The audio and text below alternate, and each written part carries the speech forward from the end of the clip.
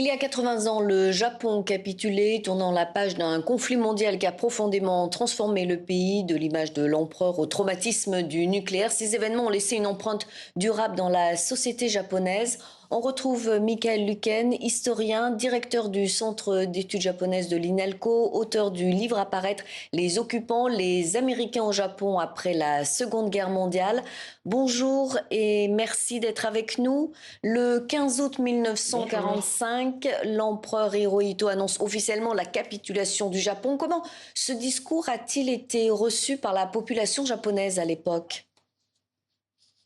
Alors évidemment, ça a fait l'effet d'une surprise, mais il faut bien comprendre que ça a d'abord permis d'abréger la guerre et de limiter les destructions sur le Japon. Si l'empereur n'avait pas procédé comme ça à la capitulation, il y aurait eu encore beaucoup plus de bombes larguées sur l'archipel, hein. Et puis les soviétiques auraient avancé, ils auraient avancé en Corée, et puis ils auraient avancé probablement jusqu'au nord du Japon, ce qui aurait changé la face de l'après-guerre en Asie de l'Est, hein.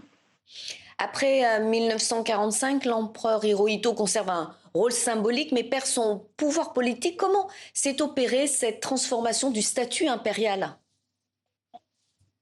Ah, la transformation, elle a été faite par l'intermédiaire en fait des Américains qui s'installent au Japon à partir de septembre 1945 et qui, de façon méthodique et bien organisée, vont réformer la constitution japonaise, d'abord en essayant de dialoguer avec le gouvernement japonais, puis voyant que les choses n'avancent pas à leur rythme, ont proposé une révision très importante de la Constitution qui n'a donné à l'empereur finalement qu'un rôle de symbole de la nation. Les Américains ont occupé le Japon pendant plusieurs années. Quelles réformes majeures ont alors façonné le Japon d'après-guerre, les principales conséquences politiques et sociales?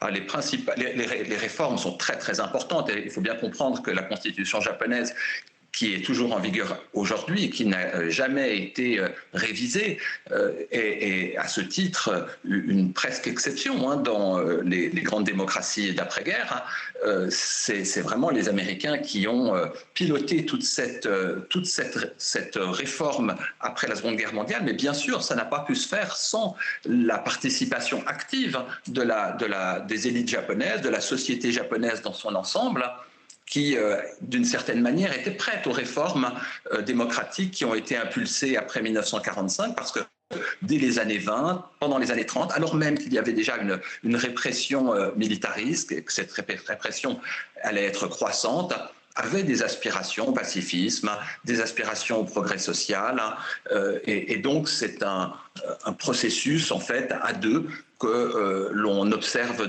au Japon, avec les Américains comme fer de lance, la société japonaise qui a accompagné. C'est quelque chose qu'on ne voit pas dans d'autres exemples, en Corée, en Irak, en Afghanistan, dans d'autres pays où les Américains ont cru qu'ils allaient pouvoir comme ça impulser la démocratie. Les bombardements d'Hiroshima et Nagasaki ont profondément marqué la conscience collective. Comment cette mémoire est-elle transmise, enseignée aujourd'hui, notamment aux jeunes générations? Alors, c'est quelque chose qui est très présent, bien sûr, hein, dans les consciences. Il faut quand même avoir en tête que jusque dans les années 60, c'est un phénomène qu'on retrouve un petit peu en Europe avec la Shoah, les voix ont été beaucoup moins entendues qu'elles ne l'ont été par la suite, parce que tout le monde avait subi des traumatismes. Donc c'est un discours qui s'est construit peu à peu, et aujourd'hui c'est particulièrement important de faire ce travail parce que les survivants en fait disparaissent de plus en plus chaque année. Au dernier recensement, il y avait 120 000 survivants de Hiroshima et de Nagasaki. Maintenant, il y a 4 ans qui sont passés, ils doivent être une dizaine de milliers ou un peu plus.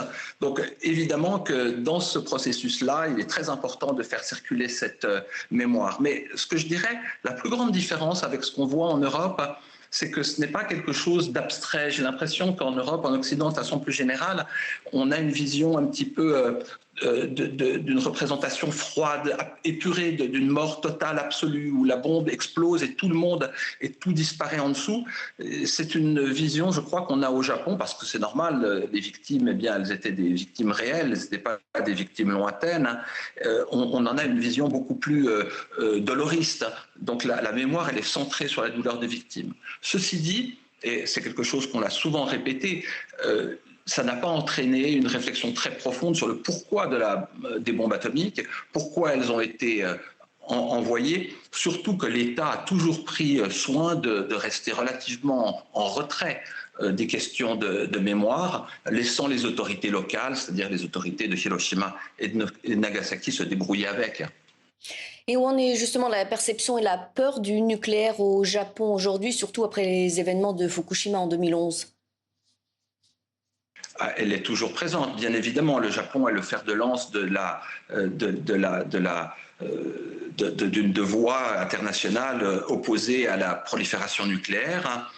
De ce point de vue-là, ça n'a pas changé. Je pense que la question du pacifisme, elle est encore très présente dans la société, et même si elle est effrayée par ce qui se passe actuellement, la rivalité sino-américaine notamment, je ne crois pas qu'elle soit prête à franchir le pas d'une réforme constitutionnelle qui, je le rappelle, nécessite une adoption par plus des 2/3 de l'Assemblée. Donc actuellement, la constitution japonaise qui interdit le recours à la guerre et par conséquent qui interdit aussi l'entretien d'une armée, fait qu'on reste dans un pays où le pacifisme est encore très, très présent. Merci Michael Lueken pour cet entretien, auteur du livre à paraître le 28 août, Les occupants, les Américains au Japon après la Seconde Guerre mondiale, aux éditions La Découverte.